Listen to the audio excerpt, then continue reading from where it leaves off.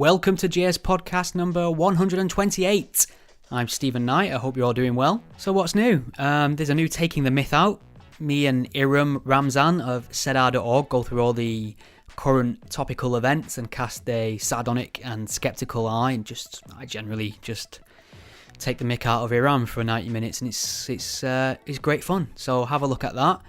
My episode of Deadly Serious, that's Ricky Gervais's podcast, is now available on YouTube. I think that's episode number 38. That was great fun to do.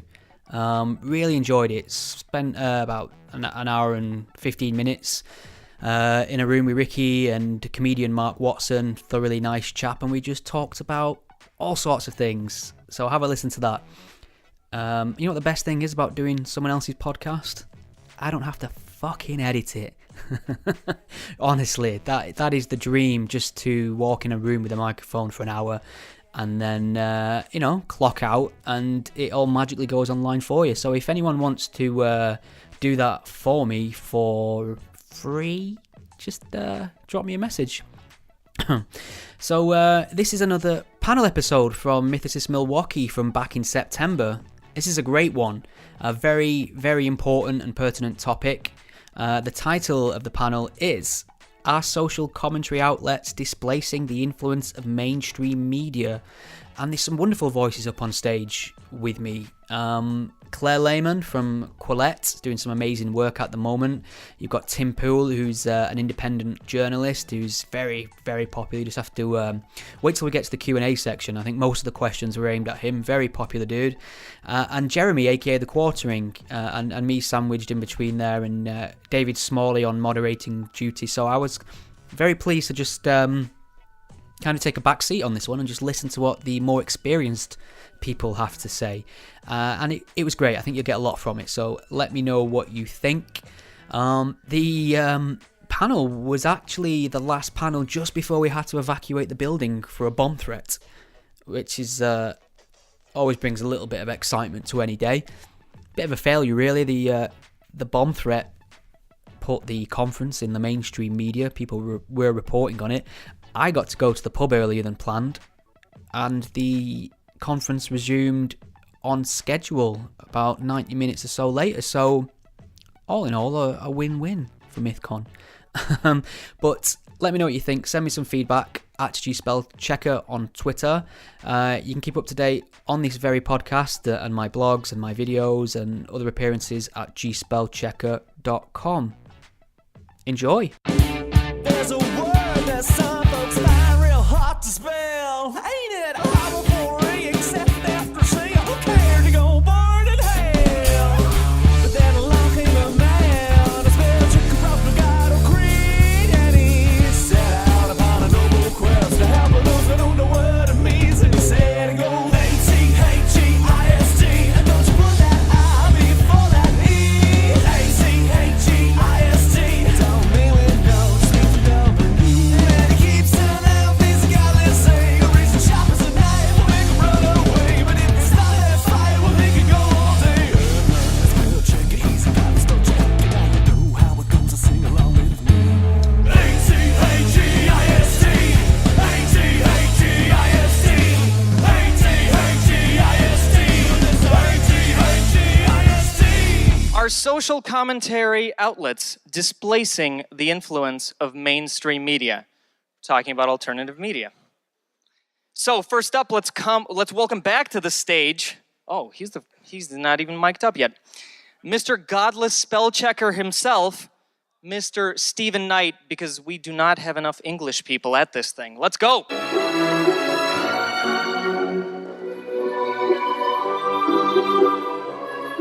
It's like the Sugar Plum Fairy. Okay, next is a very special guest, very, very special, coming to us all the way from Australia, so you better clap louder.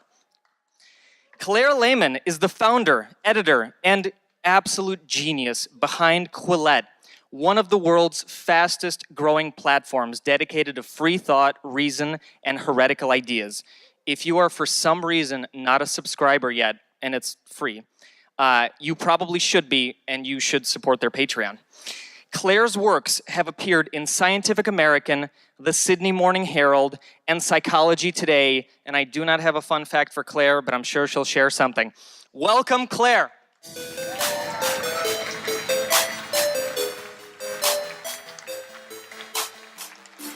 First order of business, Claire. You got to tell them something funny. Next up is a humble local Wisconsinite with a fast-growing following.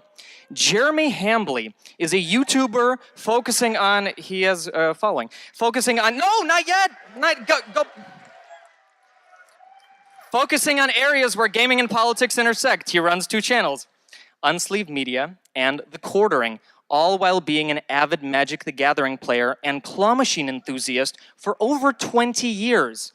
That is, wow.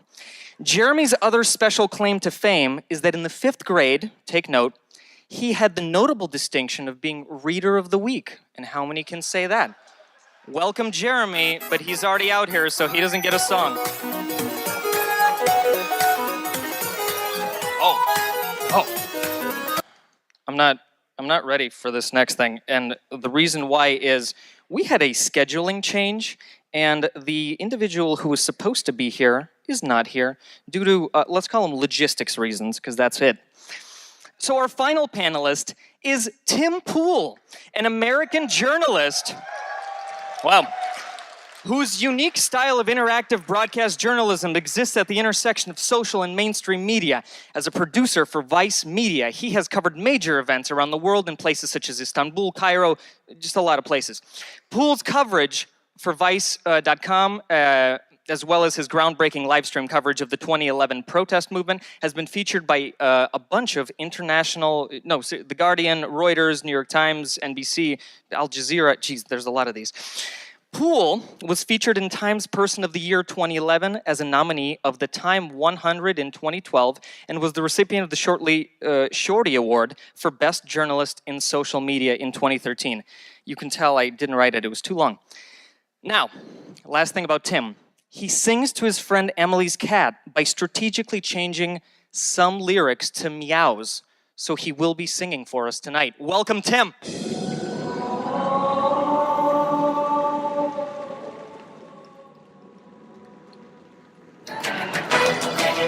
And now, please welcome back to the stage our moderator for this fine conversation, the affable comedian/podcast host of Dogma Debate. Again, you all should be subscribed, David Smalley.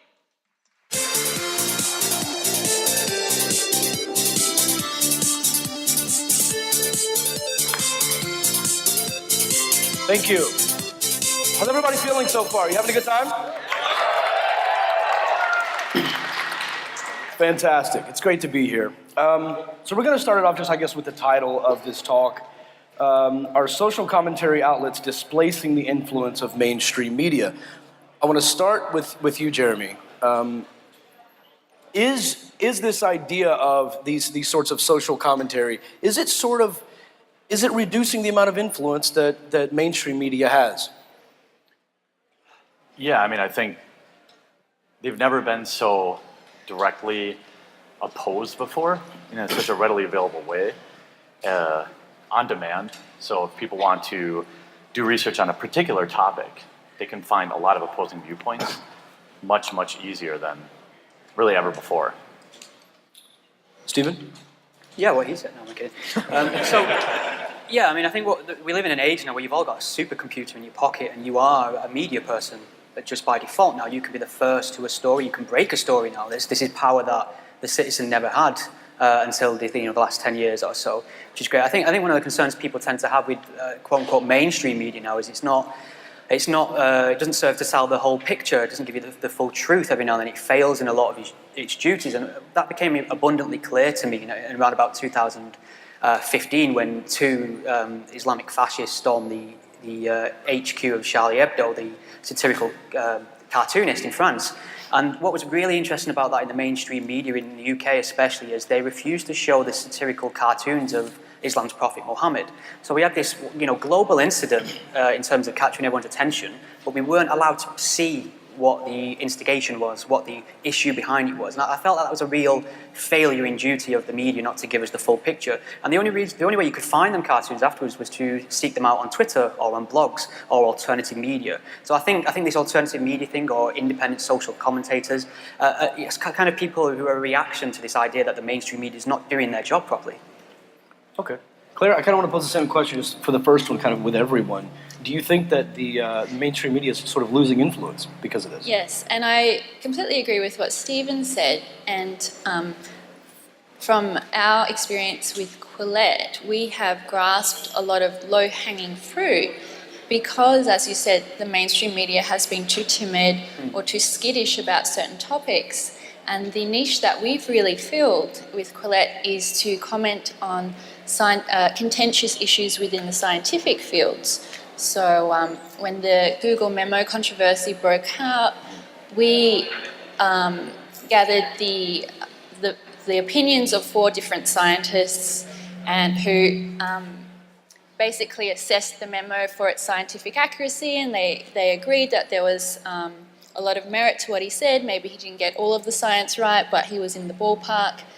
But we were the only platform who did that. We were the only platform who reached out to psychologists who have expertise in the area of sex differences. Out of all the platforms in the world, we were the only one to do that. So from my perspective, when we're looking at some of these contentious, controversial topics, the mainstream media isn't doing its job, and there's an abundance of low-hanging fruit that can be grasped to by people who seize those opportunities. Cool. I think if you slide your mic a little bit higher up. Okay. I know it's kind of unfair because you've heard 3 different answers to this, but I'll give you a shot. Yeah, I hope that to an extent I am proof that there's influence of the mainstream is going on. I actually think that's maybe a little unfair because I started as an independent journalist, then went to Vice and Fusion. And I've done a little bit of TV, but even when I worked for Vice, it's YouTube. Even when I worked for Fusion, it was digital, it was YouTube, it was web.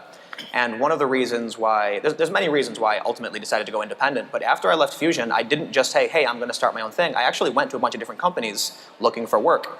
And what I found was every time I tried to pitch, hey, this is the new thing that's going to be taking over, we need to do this, they'd say, oh, we don't have the capacity for that, we don't have the funding for that, there's no way we can change our operation for that.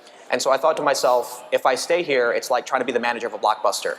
Why don't I go and start Netflix? You know, like go and do something new that, you know, will eventually, I think for all all the problems it will bring, but all of the benefits it will bring, this is going to be a massive piece of the media landscape in the future. As much as they try to resist it, they're not going to win. So along the lines of it sort of losing influence, do you think that it risks becoming completely extinct? Like, do you think that mainstream media will eventually die out and we end up just going to these individual, personal sort of social commentary sites for these things? At that point, what does mainstream media mean? I mean, will Quillette become a mainstream outlet? That's a good point. You know, if you look at a website like, you know, if you look at CNN as a whole, their ratings are down just year over year. We look at the layoffs coming from all these different digital outlets. Eventually, they're all going to be very small outfits of only a handful of people, and then we will be mainstream, and it will be a slow evolution. It won't be like I don't want to tell people I'm here to destroy your livelihood. I'm just saying, like, hey, here's a warning. Like, you know, we're coming. This is what we're doing.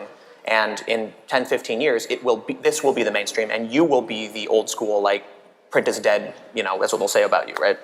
So, Claire, I want to pose a question to you. I don't think we can get out of this panel without talking about Alex Jones and InfoWars, and how recently, I think just yesterday morning, they came out that PayPal has also now banned him from earning money.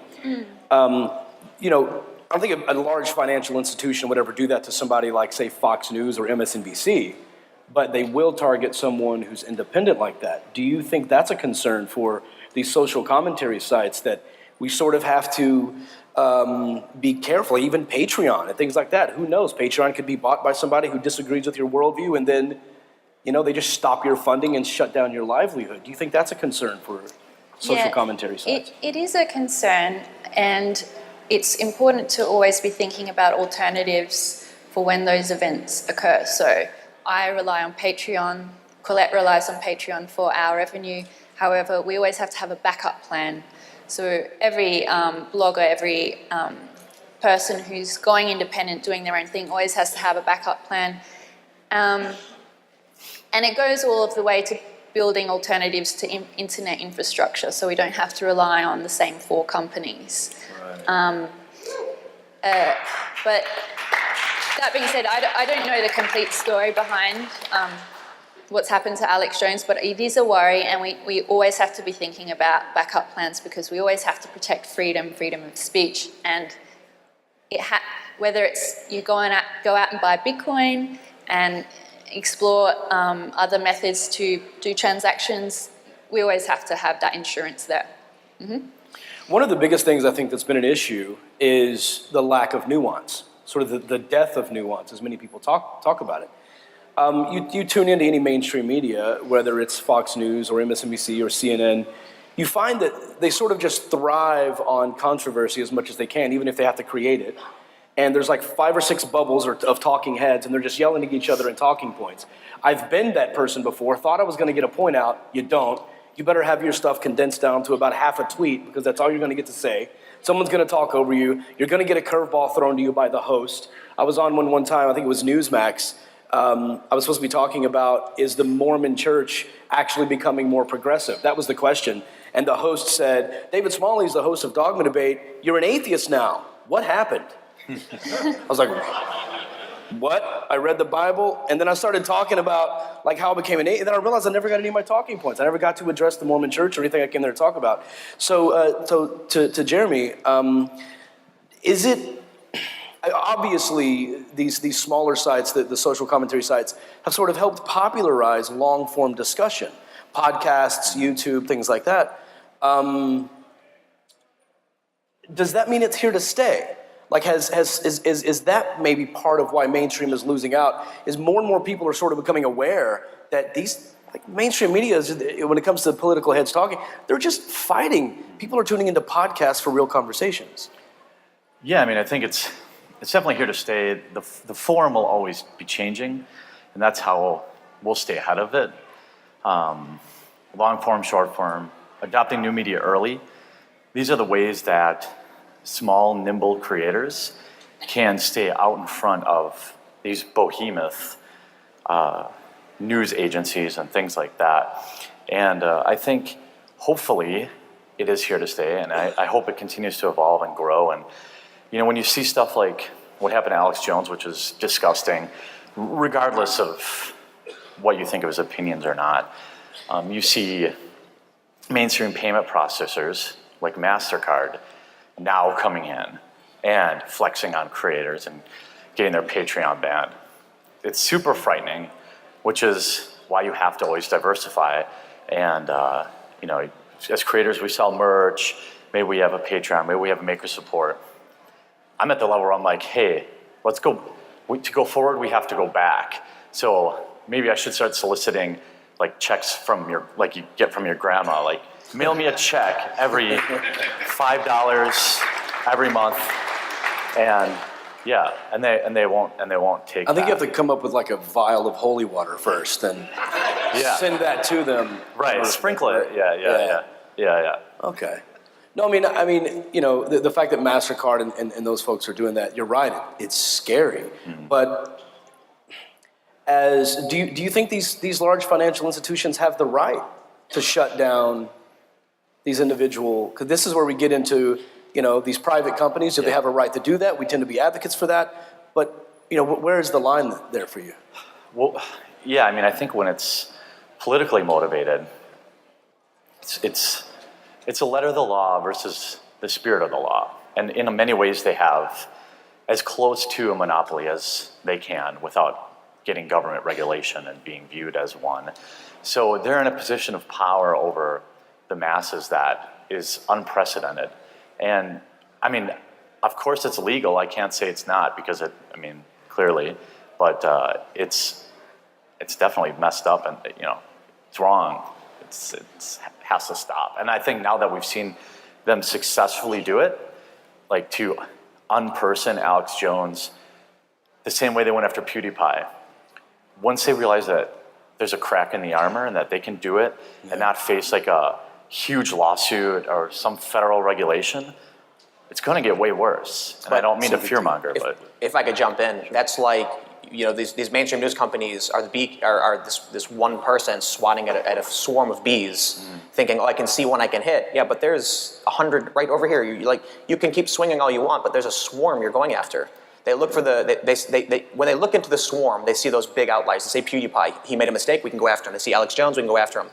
But then there's smaller channels, the novels that they don't see, that will become bigger, and it's going to keep happening until they're gone. But do you think, though, that could alter behavior? Like, are they trying to make an example out of these folks to keep smaller YouTubers and smaller podcasters quiet from not doing those types of things? They're just thrashing in the water. They're frantically struggling to stay afloat, and they're doing whatever they can. And it's just, when I look at this, it's sad. Because they're layoff after layoff after layoff at all these companies. They were the kings for so long. Then you had this wave of digital media that were supposed to be the next big wave. You had, look, Vice built $5 billion company, and their revenue is nowhere near any of these other companies, but the idea that it was going to take over was there. And then they laid off their Vice News team, and then BuzzFeed just killed their podcast team. It's like, everyone was looking at it.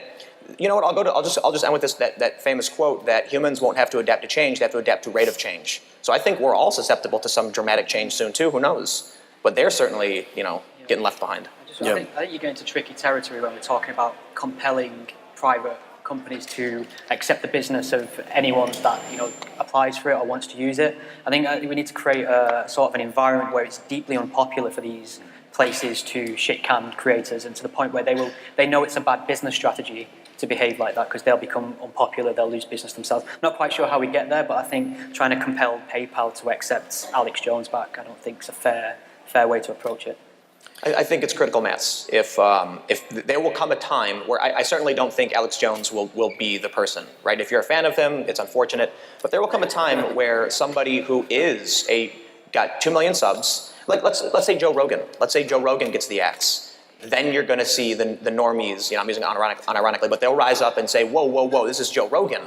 And then all of a sudden PayPal is going to be like, we're losing serious business by crossing this mainstream celebrity. And they put Rogan on that weird list, you know what I mean? Like accusing him of being connected in this weird network. It's that's ridiculous. Jones and I said nothing. yeah. Well, didn't he get cut off iTunes? I thought he did.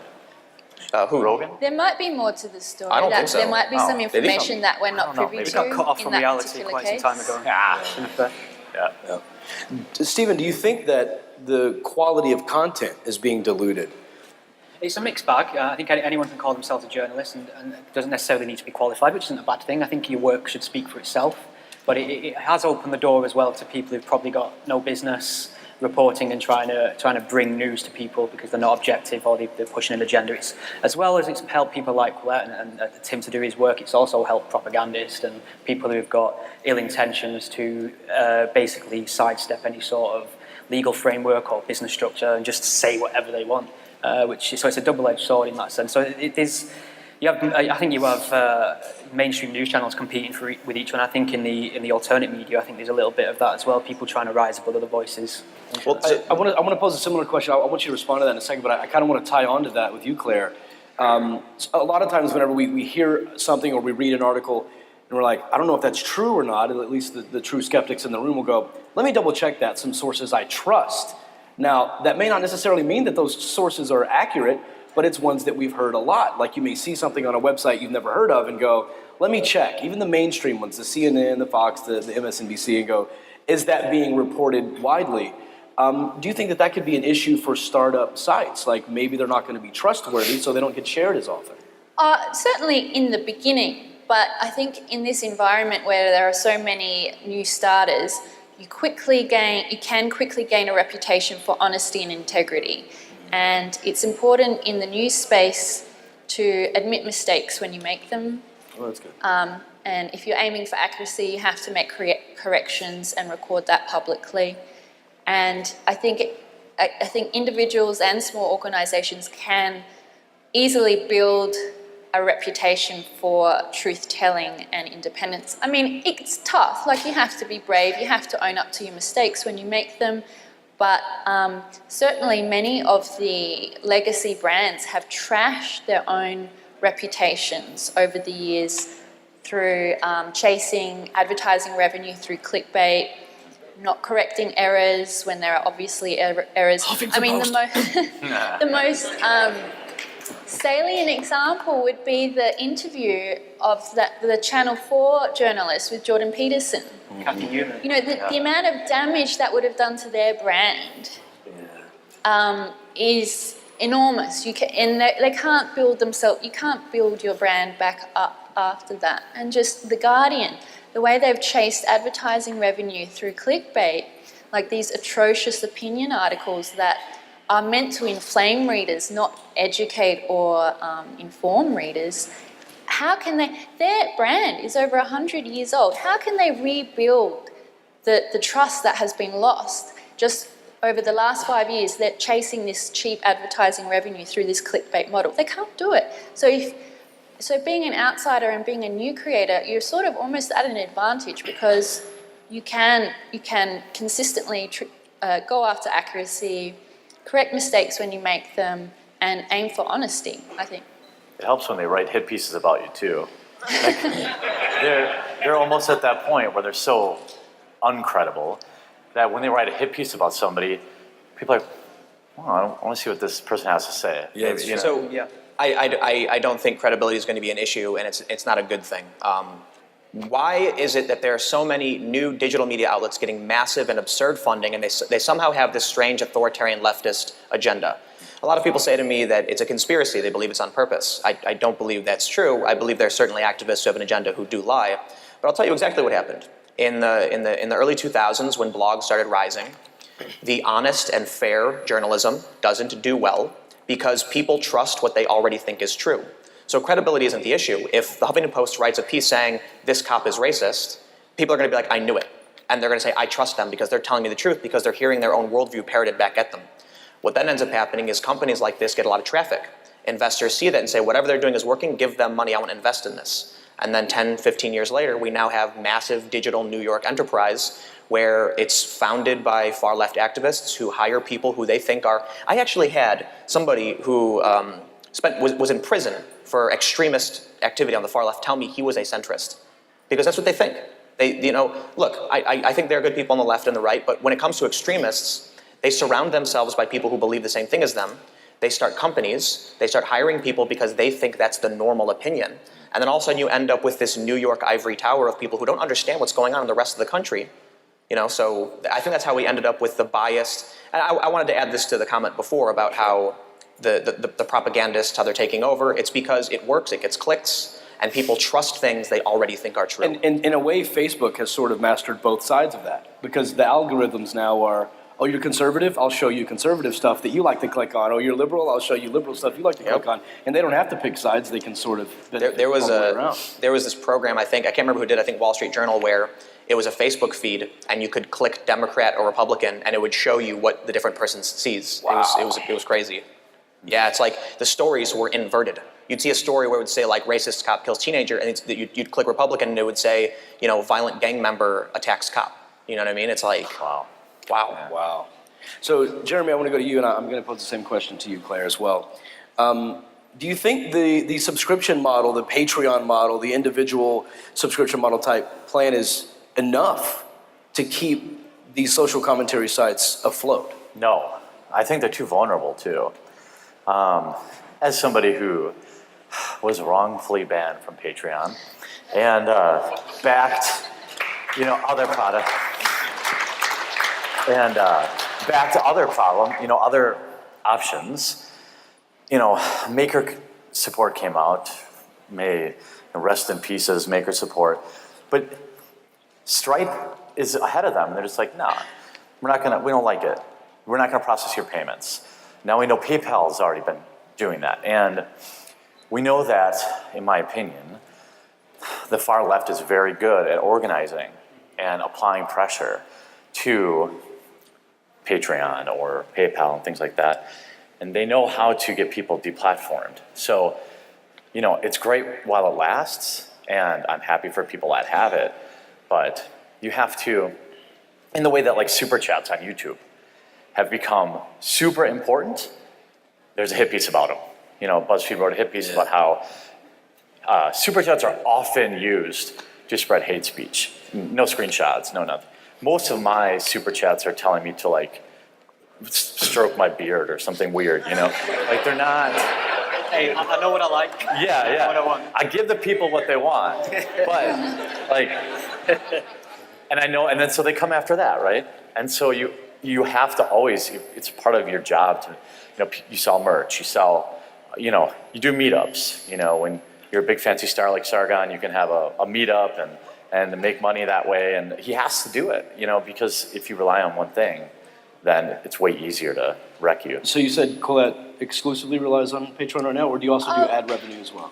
That's our patronage is our number one revenue stream. Okay. But we are going to diversify, and we will look to diversify. Is it for that reason you believe it's not enough to sustain? Well, there's the vulnerability. Or there's always a vulnerability, and you don't want to put all of your eggs into one basket. But I will say that I do think crowdfunding is a very good model for content creators. And, you know, although there are examples such as Alex Jones, we don't have to be too paranoid. I mean, we've got to have backup plans, we've got to diversify, but we don't have to be too paranoid that we're going to have our cash flow cut off tomorrow. And I would say additionally that readers or viewers of content, you know, people often say people won't pay for content, they're accustomed to getting it for free. Well, I would say that people will pay for quality, and they will pay for content they know is grassroots generated. So it doesn't come from a big corporation, it doesn't come from some, you know, as in some media mogul's pet project. If people see that there's a grassroots organisation and there's some community behind it, they want to buy into that. They want to contribute $5 a month or $10 a month. And I would encourage people to definitely prioritise crowdfunding over any kind of advertising model. Advertising is gone. It's over. And but just always have a backup plan. It lets people connect too. Like, I find people will also support somebody they can relate to, which is more difficult when you're mainstream media. Like, BuzzFeed isn't getting super chats when they're live streaming, you know. But if they feel like they can relate to you, then that's super helpful, and that's unique to a smaller. Authenticity is it's a real currency at the moment, and people want quality, they want authenticity. They don't want some manufactured global brand. They don't want to pay for the McDonald's of media. That's over. That's back in 1990s, you know. People want something different. They want authenticity. They want to feel like it's a grassroots, independent, honest enterprise. Just to play devil's advocate for a moment, let's try to, I just want to flip the other side of this and say, to think of the negatives of this. So we're talking about sort of being in your own bubble, right? And that's kind of what this conference is about, is getting out of your bubble. But if we do end up with, you know, conservatives find a small conservative news source and that's what they listen to and that's what they read, and then the liberals are looking at their stuff and the far lefties and the far right wing, and if we're all just sort of in our own bubbles reading our own independent small things, I'll start with you, Stephen. What are some of the negatives that could come from that, and how can we overcome that? Well, it's interesting. I mean, I suppose you have to wonder, is it possible to reach a certain level of popularity and maintain your... Hello. Hey. Hey, Stephen, shift it to this side so that when you're talking... Well, so people can hear you? Yeah, no. Okay, is that better? Yeah. Okay. I have been speaking for the last 20 minutes. That's why no one's responding. It's great. It hasn't been worth it, trust me. Yeah. Hey, he called me a dick in the first panel. Go back and watch it. Fact. What was I saying? So, is it possible to be a really big media source and maintain the authenticity Claire was just speaking about and your integrity? I mean, does that appeal to a mass market in a sense? Is it quite esoteric to focus on current events and topical news stories in them kind of principled ways? Is that something that appeals to the masses in general? And I'm not sure it does. I think there's an appetite for it, and I think that's a reaction to the mainstream, but it still seems quite... we're talking about it in terms of alternative media, aren't we? And we're calling it alternative for a reason. I'm getting at, though, do we run a bigger risk of people staying in their bubbles? Like, if you start a small news site, a small article site, and that's who you trust...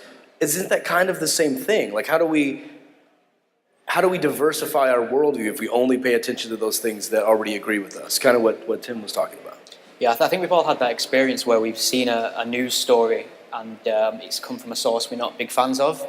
So we've gone and double checked it with a source that we're more comfortable with, and then we've shared the more comfortable source rather than the original source. But to Tim's point, if it comes from a source we already like, we're less likely to fact check it. And I think it depends on the individual. I think it depends on your character. Some people want to find the truth. Some people want to know the details. Some people just want their own views reinforced to them, and that's what they seek. They want their prejudices confirmed. So it's all about mindset more than having plenty of sources to choose from.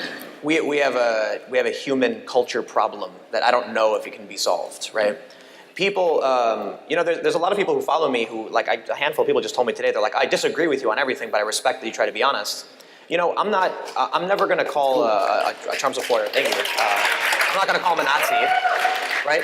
And so when I was covering like Occupy Wall Street, I was actually kind of scared of like the right wingers who came down to Wall Street to protest pro-life stuff, and we were like, all the activists were like, oh man, we're going to go infiltrate. And it was this really strong sense of the other, and we were like, dude, a bunch of like gun-toting, like army camo, flag waving, crazy science deniers. There was a bunch of old ladies. And so I was like, so something I thought was wrong. And then when I went to this event, I was at the Deplorable, right? So like the Trump thing, right? And a bunch of people came up to me and they told me they were occupiers. They were like, we've loved your work since Occupy Wall Street. Shook my hand. And I was like, but you're wearing MAGA hats. And they're like, oh yeah, like we were supporters of Bernie and now we're supporters of Trump. And I was like, whoa, something is different here. And so, basically the point I wanted to make is, I think because I don't insult people and generalize all conservatives and say like, I think, all conservatives are bad people. People are willing to hear me out, but most people don't do that. There are people that I think are pretty good on the left on YouTube, and I think sometimes they can point the finger and insult somebody and go after them in a way that cuts people off. But this is also true for some of the people who are here today who have channels that are critical of like social justice, who are mean. And what that immediately does is it makes you an other, and then so somebody feels slighted because their game has been changed. They're going to gravitate towards someone who's defending their position. We all do it.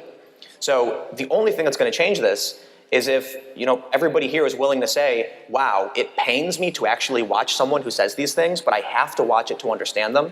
And I want to add one last thing. Subscribe to someone like David Pakman and ContraPoints so you can hear what nice people have to say, even if you don't like them, even if you think they're wrong.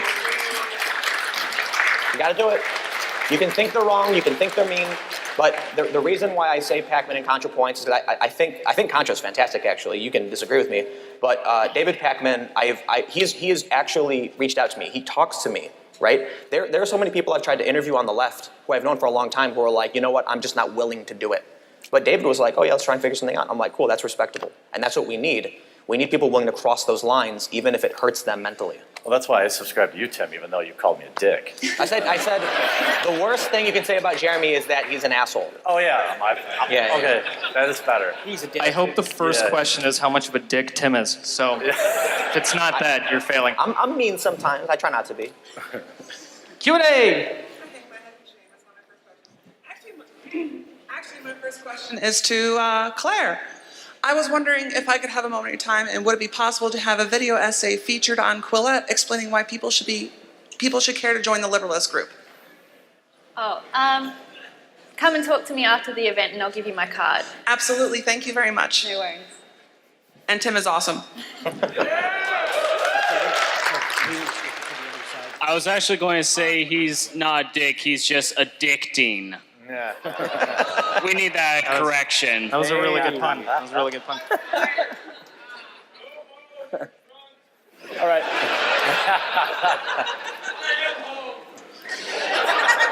What's your question? Oh, can I go? Go ahead. Don't worry about it. Okay. I got this. So with relations to the direction that censorship has been taken with multiple companies seemingly conspiring, I'm curious if this has anything to do with maybe government control, like if people, have anyone looked at perhaps the idea of the CNN effect, where basically the idea is that because you want to protect American interests like the military, you consult with them before you actually publish certain stories. do we believe that perhaps that this will escalate in the age of the new media, which would be somewhat like you guys, but would take on a sort of effect that we might not see until a few years later? How do you guys think generally that's going to be directed, especially since you're more individualistic with each and every one of you having your own criteria? Is that directed at someone specifically on the panel? Tim Poole. Okay. Can you like give me a concise, simplified? Thinking like, if you're thinking about CNN effect, imagine how we're talking about specific things like the war in Iraq, for instance. We don't just simply say, oh, they're going to be bombing this and this area in Fallujah. They consult with the media. But imagine that on every other scale, including economic and whatnot, because you'd want to protect corporations so they don't take jobs away from millions of people, like that sort of effect. Do you believe that's going to be, how do you believe that's going to be thrown onto your guys' shoulder once you become the quote-unquote new media? Yeah, because I have a negative. So I think the issue, it's probably legal and to do with national security law. So if the government can prove that you're taking money from governments that aren't friendly with the United States, you're going to be at risk of being prosecuted under some kind of national security or criminal law. So I think probably Alex Jones, there's some stuff that the public isn't not aware of, and there might be some government legal action going on there.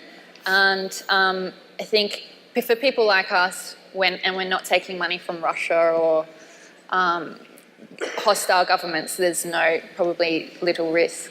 But then there may be a risk if many of your patrons come from a hostile government. I mean, I set up a GoFundMe and made a video because I wanted to go to Sweden, and then Paul Joseph Watson donated to it, and now they're claiming I work for InfoWars.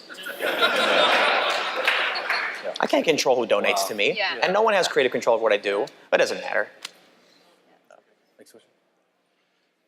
So I was wondering, this is for the whole panel, what you guys would think about an Internet Bill of Rights. I know Styx, I know he's not here, but he talks about that quite a bit.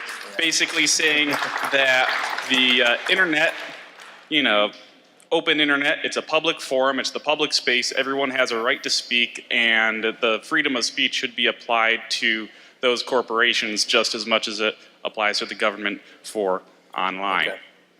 Let's start with you, Jeremy. Subscribe to Styx, Hexenhammer, 666. Don't mind the 666 on the end. It was randomly generated, I think. But I'm a huge fan of it. Really, I am. I'm not very, I'm not very political about the details. I don't know, but yeah, people. I mean, this is the new public space. This is the new public forum, and it's being censored, and that has to stop.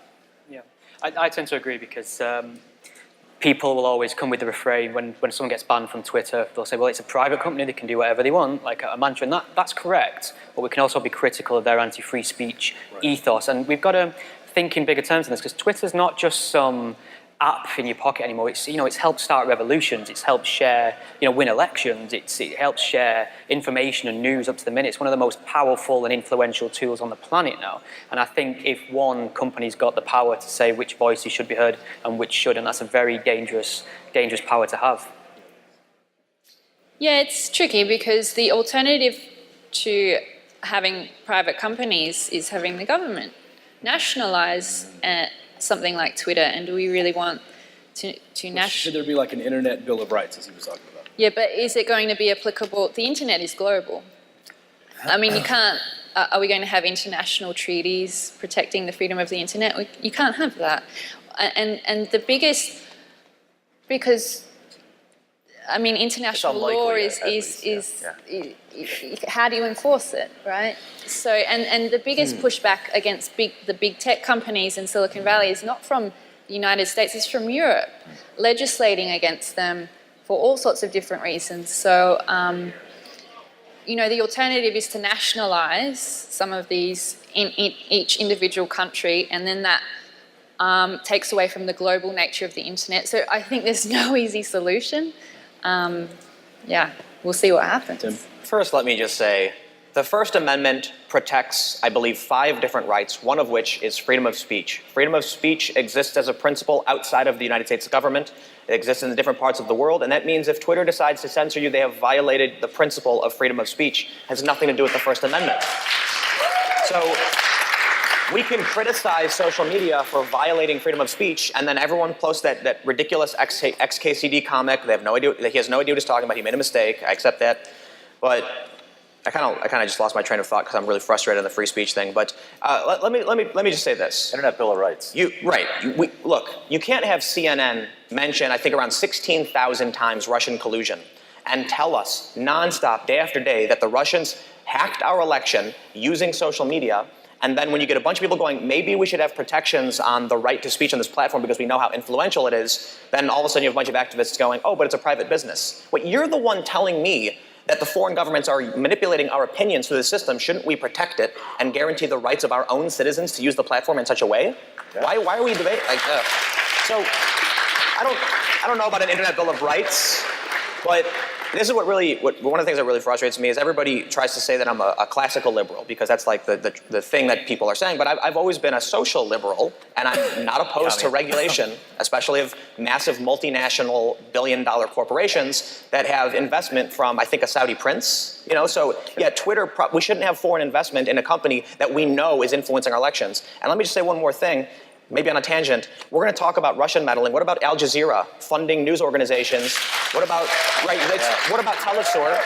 They're also funding this stuff too, and it's like nobody wants to talk about it. So maybe we see Congress say, when they had the hearing with Jack Dorsey, most of them talked about meddling. And I'm like, you know what? I think we have 2 things to deal with, so I respect them talking about meddling, but I think they're not focusing on the core issues. Some of them brought up really amazing issues about bias. Like when, I can't remember the representative, he said one of his staffers created a new account in DC and was only recommended Democrats. I'm like, okay, that's worrisome.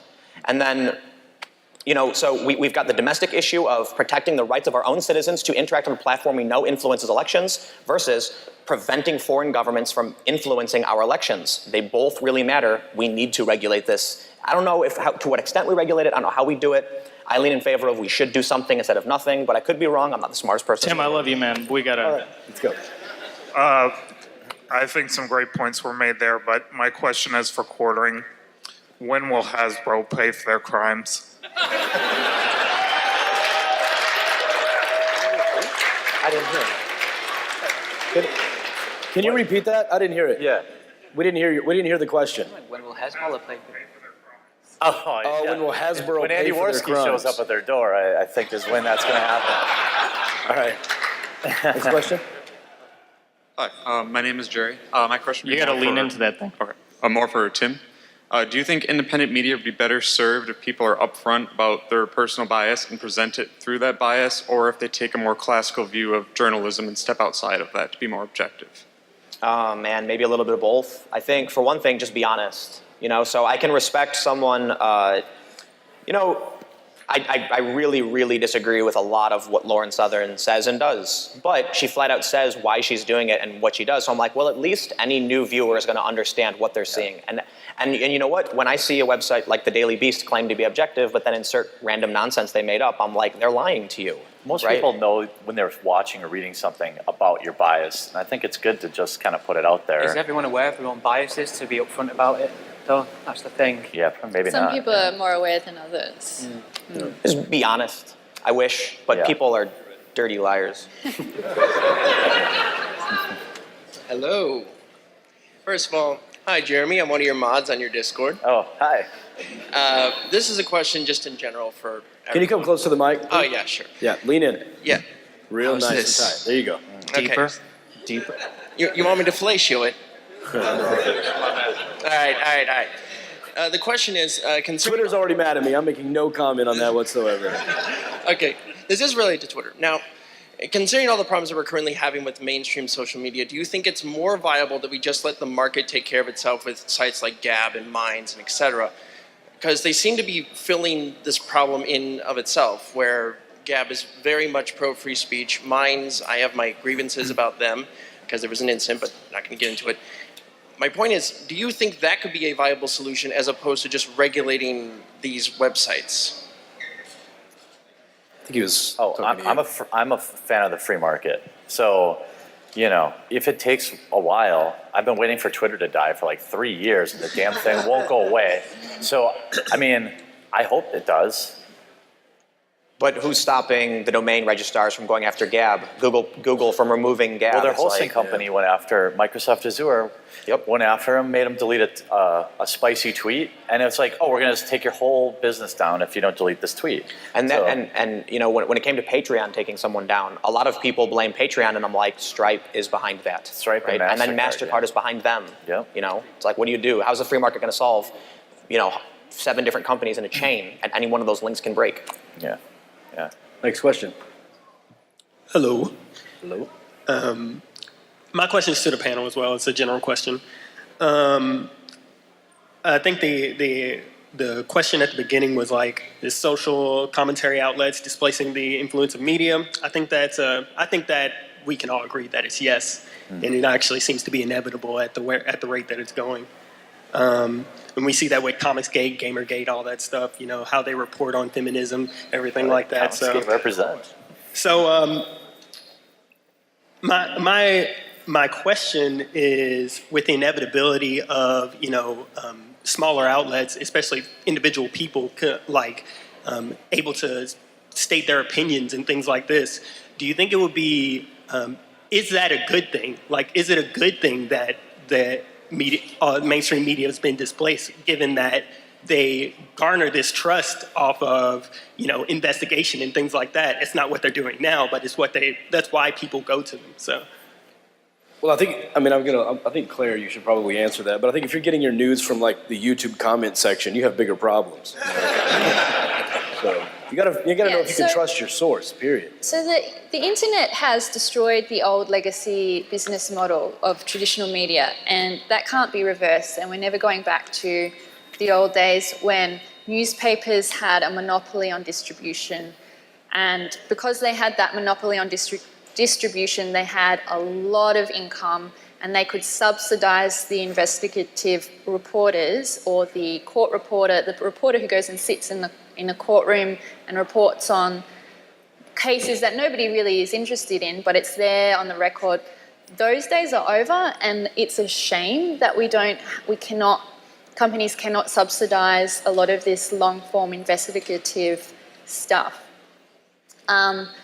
But technology changes the world, and we have to move on. We have to adapt, like what Tim said. And I think what will happen as we move into the future of post-internet media is that individuals will develop reputations for honesty and accuracy, but we won't have these huge companies who have a monopoly on distribution, having all of this cash, employing 100, 200 people in a centralized office. That's just not going to exist. And we can't wring our hands thinking, oh, look what we've lost. We've just got to adapt to the environment that we're in. But I would say it's bad for 2 reasons. Local court reporters keep a check on local corruption, and they're almost gone.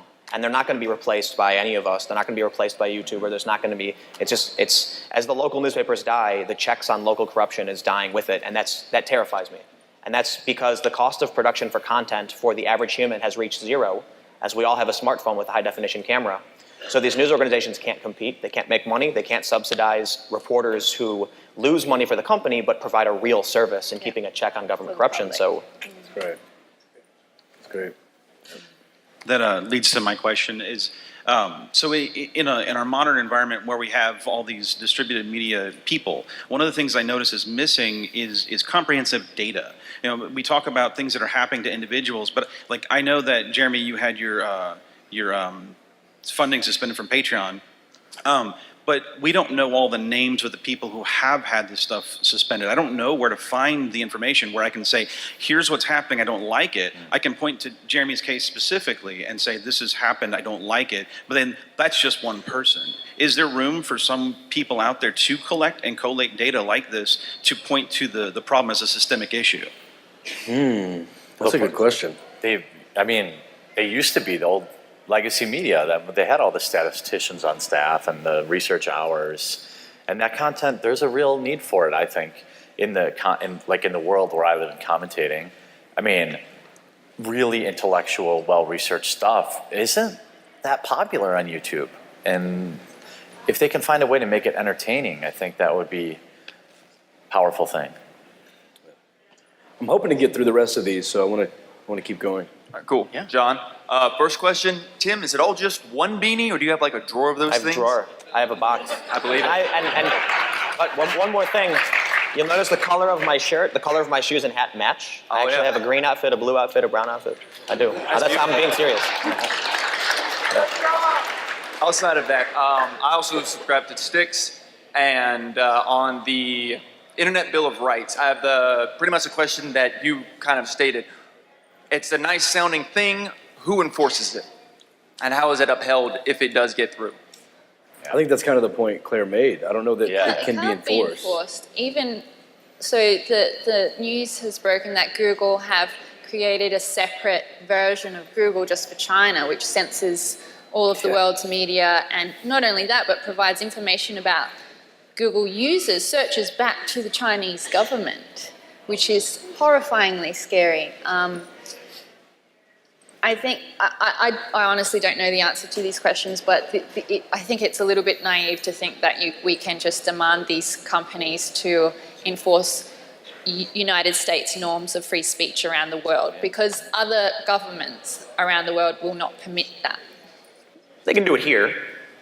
Yeah. I mean, a $50 million fine, like when they do in the EU to Google, has to matter. I assume. They have a lot of money, but I think you can enforce it locally. Or maybe the bigger deal is this new internet, this like second internet thing. That's kind of another concept that might be more efficient. There are people working on developing alternative sort of infrastructure that the internet is built on. Yeah. So maybe we should try and support that. Yeah. All right, I've just been given the signal of 5 minutes, so let's I believe in you guys. We can get through these four. we keep the questions I don't short. count well. 4 questions? Beautiful. Let's do it. Let's keep it super short. Well, my question is super short, but first I want to say thank you for showing up, Mr. Tim Poole, on such short notice. And my question is actually for you. So with your experience with both a little bit of the mainstream media and the new independent media that has come out in recent years, you guys had a conversation about whether or not the new independent media would lead to thought bubbles where people just get a skewed view of what the world actually is. But I think that can happen. You said this was short. Sorry. Do you think the mainstream media can also lead to those thought bubbles more or less than the independent media? Tough question, but kind of less, because the editorial control of companies like newspapers was really restricted. They didn't have enough space. They had very limited capacity.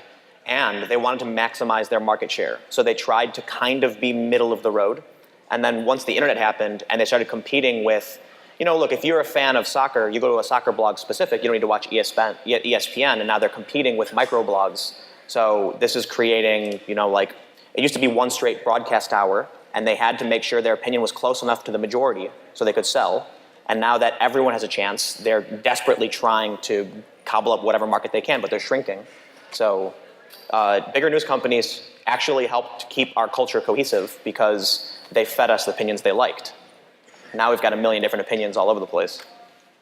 I want to point out some irony that may be lost on everyone is a lot of questions are directed at Tim. And one of the chief reasons why Tim is here is to shake Claire Lehmann's hand. That's really funny. This is all terribly stimulating. That's a delay. Okay.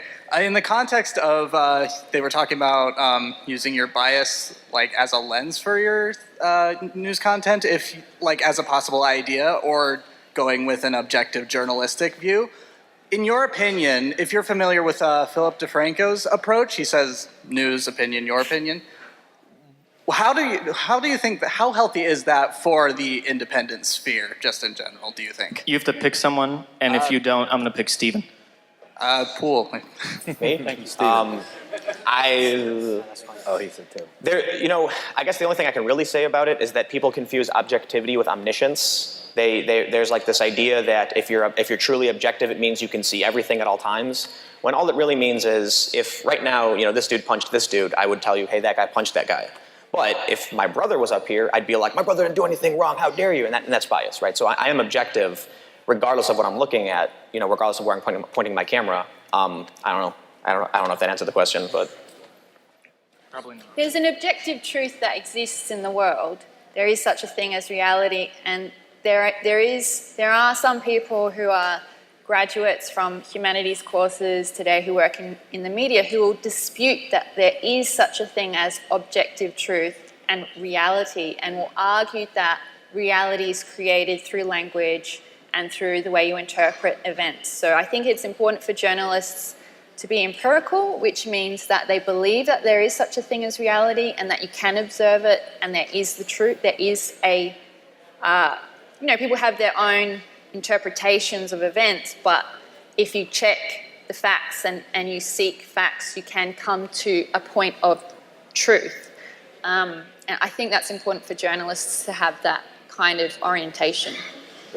On that point, somewhere in the audience, Rucka is saying that Aristotle was right. So find him, he'll talk to you about it. All right, so it seems to me that these major media still hold a great deal of power in dictating a kind of ideological dictatorship, the so-called, what I'll call the official belief system, the Time Magazine version of reality. And what makes you think that these major media are no longer powerful? Or? They're dying. They're bleeding money. So the New York Times is probably the most prestigious platform or brand in the world. They own a big building in New York. Half of it is rented out. They subsidize the work that they do through the leasing of their offices. Okay, so there are going to be more layoffs. They're not growing exponentially. Their cash flow, even though they've put up a subscription, like a paywall, they have to. They rely on real estate for their income. So I don't see any of these big companies surviving without the sponsorship of billionaires or having, relying on their real estate or some other kind of artificial crutch keeping them alive.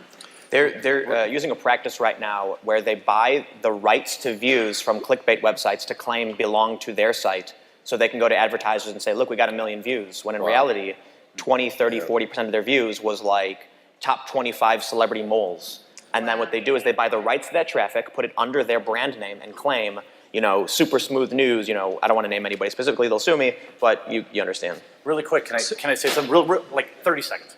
Not even 10 seconds. Super humbling to see everyone here, super thankful you're all here. Thank you, Mythicist Milwaukee and MythCon, for putting this on. I just wanted to say that before. I know we're over time, so I just want to say Jeremy Handley, friend of the show. Okay, so first thing I want to say is, if this is the alternative media that people are afraid of, then mainstream media does not have a prayer. So first of all, let's give a huge round of applause right here.